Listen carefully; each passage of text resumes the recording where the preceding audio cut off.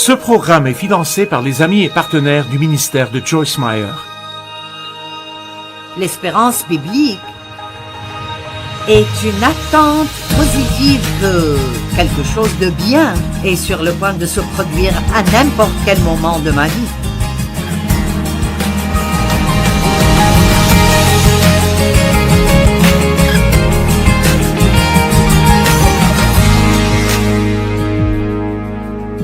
J'appelle cette série « Si c'est détruit, Dieu peut le réparer ». J'ai cherché un jour des références sur le mot « restauration ». Et en fait, restaurer quelque chose veut dire le renouveler ou même le rendre meilleur encore. Et j'aime vraiment cette idée parce que quand vous achetez quelque chose de nouveau, il n'y a pas d'égratignure, rien du tout. Je veux dire, vous pensez que vous voulez juste le contempler.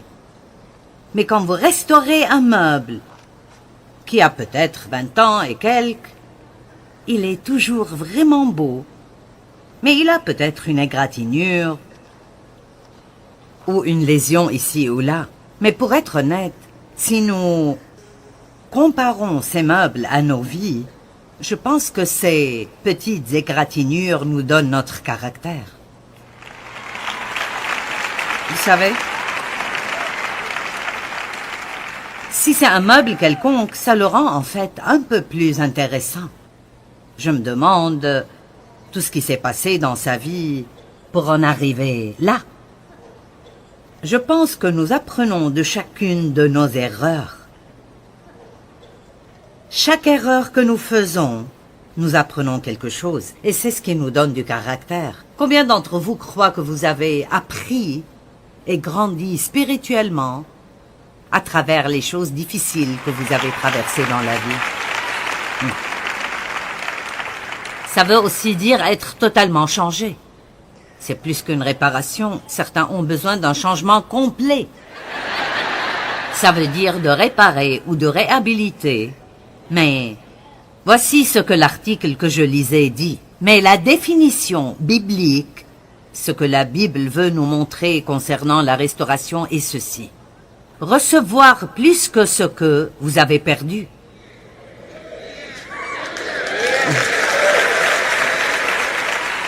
C'est un message de bonne nouvelle ce soir. Un état final meilleur que l'état initial. Wow! Dieu bénit les gens pour leur foi en leur donnant plus que ce qu'ils avaient avant. Et j'ai dit cela plusieurs fois, mais je suis sûre que certains ici ressentent cette même chose. Je ne sais pas comment dire cela d'une façon qui paraît logique, mais je crois en fait que j'ai une meilleure vie et je suis une meilleure personne à cause de ce que j'ai traversé dans mon enfance que celle que j'aurais si mon enfance avait été merveilleuse.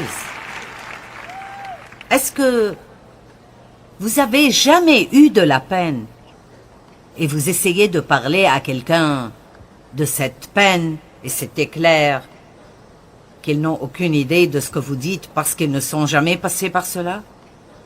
Et vous le savez parce qu'ils essayent de dire quelque chose et ce n'est jamais ce dont vous avez besoin. Ça me fait vraiment mal quand quelqu'un commence à me prêcher l'un de mes sermons, quand j'ai de la peine. Et ils disent, « Eh bien, tu sais, tu dis dans tes sermons. » Allez, pratique ce que tu prêches.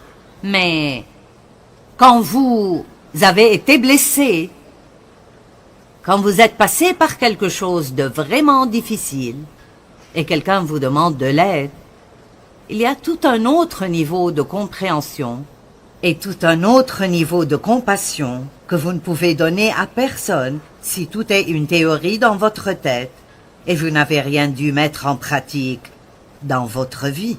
Donc parfois, quand Dieu peut vous sortir de quelque chose plus rapidement, mais il ne le fait pas, l'une des raisons pour lesquelles il nous laisse passer par des choses est pour nous équiper et nous qualifier à pouvoir le servir efficacement et avoir la capacité d'aider en fait les gens. Amen. Maintenant, nous allons regarder Deutéronome 30, 3 à 5 dans la version du Message. Et je lirai cela 2 fois, c'est si bon. Dieu, ton Dieu, restaurera tout ce que tu as perdu. Il fera preuve de compassion. Il reviendra et prendra les débris de partout où ils sont dispersés. Qu'importe combien tu te retrouves loin, Dieu, ton Dieu, te tirera de là et te ramènera à la terre que tes ancêtres possédaient. Elle t'appartiendra de nouveau. Il te donnera une bonne vie et te rendra plus nombreux que tes pères. Il y a 2 parties ici que j'aime vraiment. Dieu, ton Dieu, restaurera tout ce que tu as perdu. Tout veut dire tout. Ce n'est pas tout excepté votre chose. Et il reviendra, qu'importe combien vous vous éloignez. Il reviendra, et il vous retrouvera, et il vous prendra, et il vous ramènera à son cœur, et il restaurera tout dans votre vie qui a été brisée.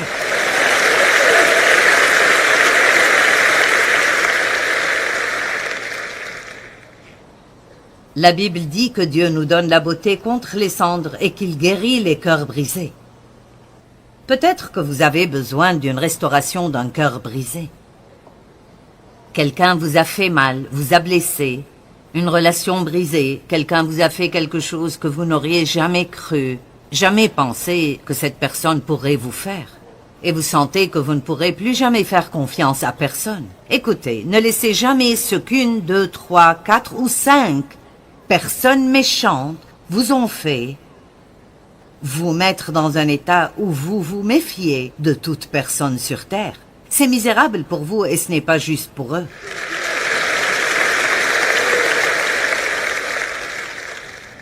Ésaïe 61, 7.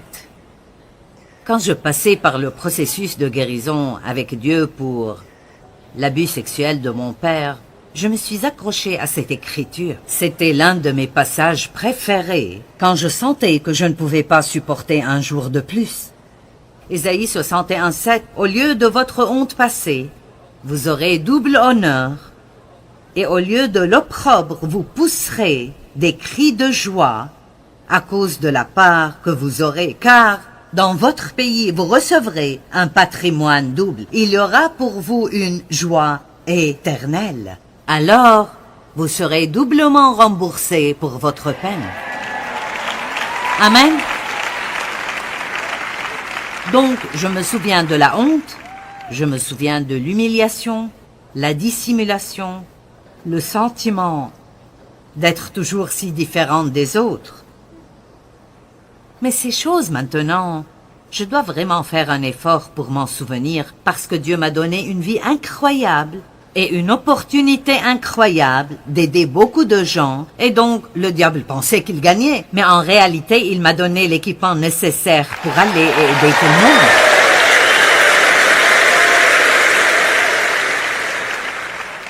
Maintenant, parlons de l'espérance.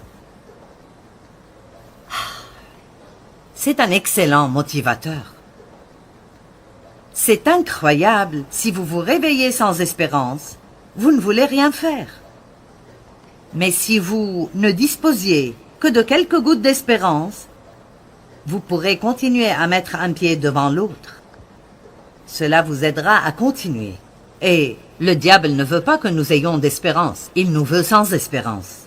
Et il veut que vous pensiez que vous avez commis des erreurs impossibles à corriger, détruit des relations qui ne peuvent jamais être réparées, fait des choses qui ne peuvent jamais être pardonnées. Vous êtes malade depuis trop longtemps pour pouvoir réellement guérir. Vous avez des problèmes d'argent depuis si longtemps que vous dites, je suppose que ça sera toujours le cas. Mais ce soir, Dieu veut que vous remettiez de l'espérance dans votre cœur. Et l'espérance n'est pas « j'espère ». Ce n'est pas ce qu'est l'espérance. L'espérance biblique est une attente positive que quelque chose de bien est sur le point de se produire à n'importe quel moment de ma vie.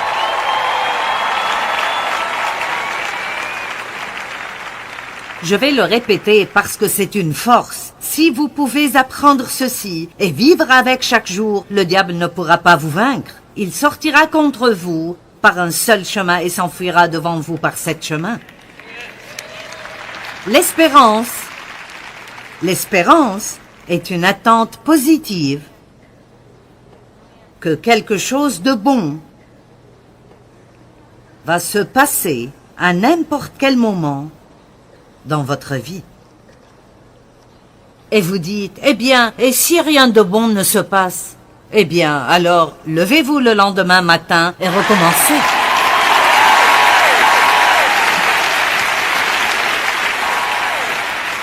Que le diable sache que vous n'allez pas vous taire avant qu'il ne s'en aille. Donc, Zacharie 9:12 parle d'être captif de l'espérance. Un captif est une personne qui est enfermée dans un endroit où il ne peut pas sortir. Je suppose donc qu'un captif de l'espérance est quelqu'un qui est enfermé dans l'espérance et ne peut y échapper. Et voici ce qui est écrit.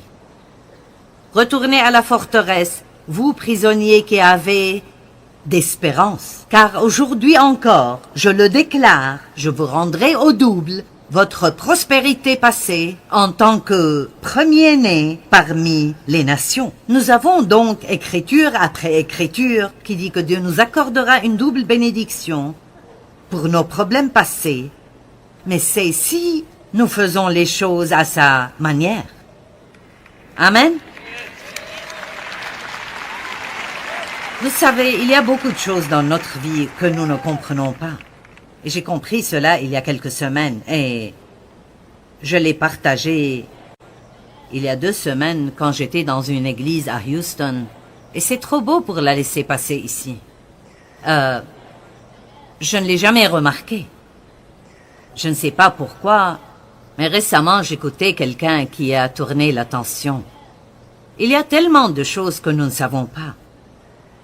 Et nous sommes dérangés par les choses que nous ne savons pas. Nous essayons de comprendre, nous demandons à d'autres personnes. Nous essayons de comprendre toutes les choses que nous ne connaissons pas, et souvent nous nous embrouillons davantage. Romains 8:26 dit que nous ne savons même pas comment prier. Nous ne savons pas. Dites, nous ne savons pas. Nous ne savons pas comment prier comme il faut, alors le Saint-Esprit vient et prie à travers nous, avec des paroles et des gémissements que nous ne savons même pas comment faire sortir de notre bouche. Je suppose que c'est l'un de ces...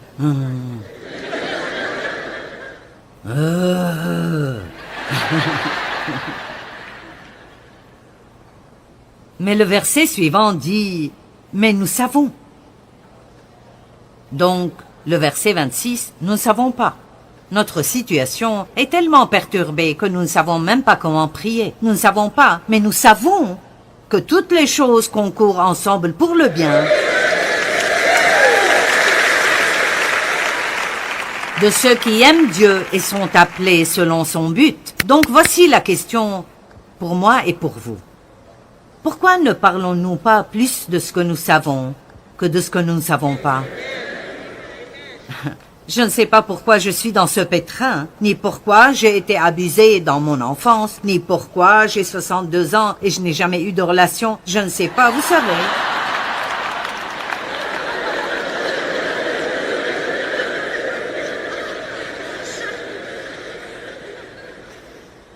Beaucoup de rire, donc vous en aviez besoin. Mais, vous voyez, si vous êtes une personne d'espérance, et vous n'avez jamais eu une relation, vous rencontrerez peut-être quelqu'un ici ce soir.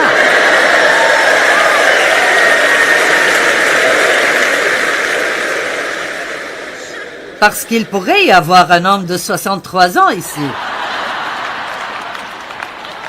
Bon, je reviens à mon sujet.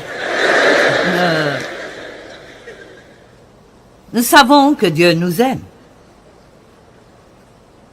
Nous savons que nous allons au paradis et vivrons pour l'éternité. Nous savons que nous n'irons pas en enfer. Amen. Nous savons que Jésus reviendra bientôt et très bientôt. Et nous savons que toutes les choses concourent pour le bien. Nous ne savons pas, mais nous savons. Donc concentrons-nous davantage. Pourquoi en cette année, vous ne vous concentrez pas davantage sur ce que vous savez que sur ce que vous ne savez pas, et vous aurez une année de loin meilleure. Donc, Dieu restaure notre espérance. Il est toujours prêt à nous redonner de l'espérance. J'aime Romains 15, 13, il dit que le Dieu de l'espérance vous comble de toute joie et de sa paix par votre confiance en lui. Ainsi votre cœur débordera d'espérance par la puissance du Saint-Esprit. Il est le Dieu de l'espérance. Et personne ne peut vous enlever votre espérance si vous ne l'abandonnez pas. Certains d'entre vous apprécieront le verset prochain plus que d'autres. Et vous saurez qui vous êtes dès que je le lirai. Dieu promet de restaurer notre jeunesse.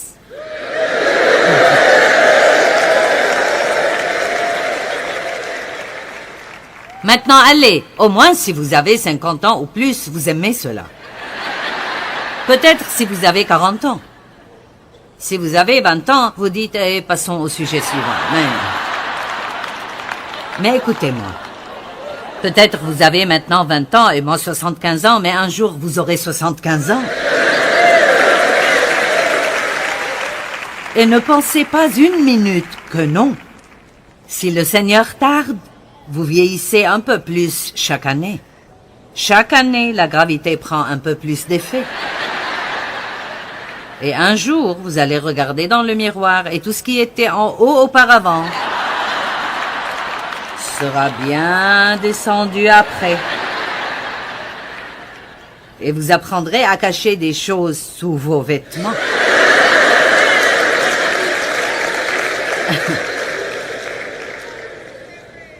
Psaume 103, 2 à 6. Que tout mon être bénisse l'Éternel, sans oublier aucun de ses bienfaits. Il pardonne tes péchés et il te guérit. Il t'arrache à la tombe.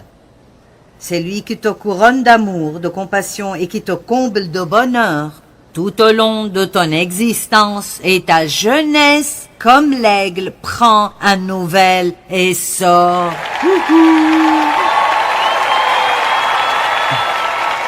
Amen. Et j'aime ceci de Paul, 2 Corinthiens 4, 16. Voilà pourquoi nous ne perdons pas courage et ne perdons pas notre espérance. Et même si notre être extérieur se détériore peu à peu, intérieurement, nous sommes renouvelés jour après jour après jour. Alors, qu'est-ce que ça me dit vraiment? Cela me dit qu'être vieux est une attitude plus qu'un nombre d'années. Alors, laissez-moi vous donner quelques conseils. Je suppose que je vais parler aux dames d'abord. N'atteignez pas un certain âge où vous décidez alors vous vêtir comme des vieux.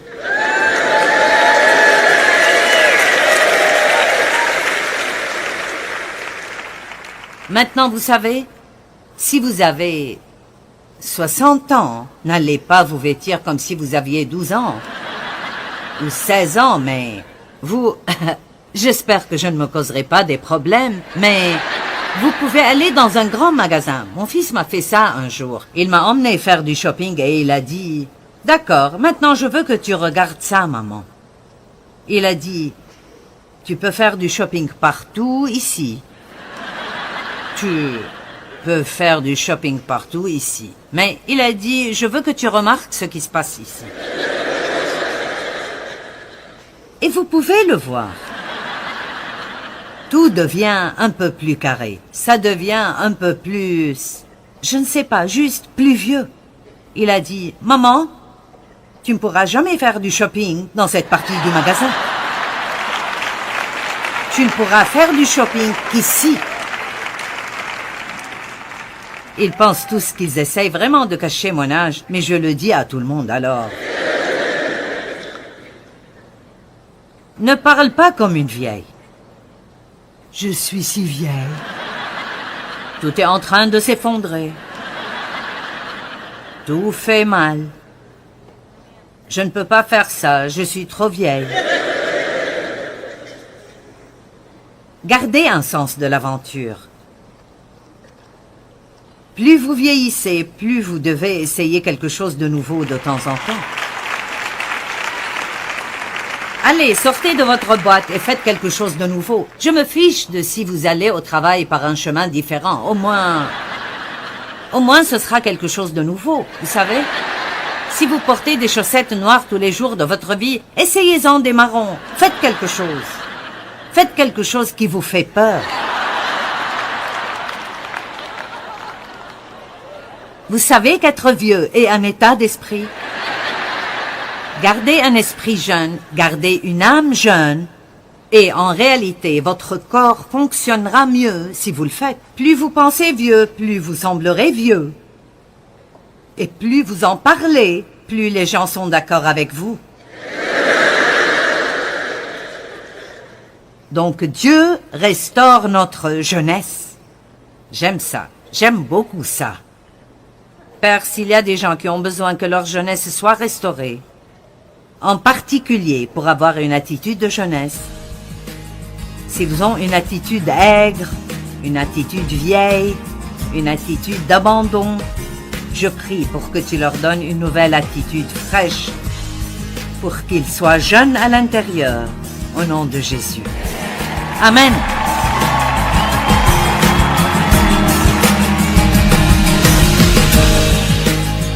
Eh bien, votre douleur n'est pas trop grande pour Dieu. Il veut restaurer votre vie.